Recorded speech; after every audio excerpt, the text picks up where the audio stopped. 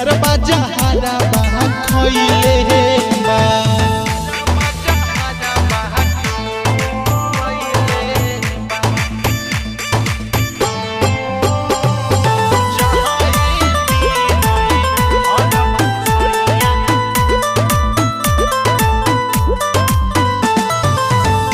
कहिला कि जियब नहीं एको पल के दूरी में छोड़ी चली गइलू जहन कवन महजबूरी में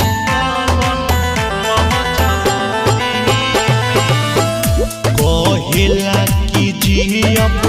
नहीं एको पल के दूरी में छोड़ी चली गइलू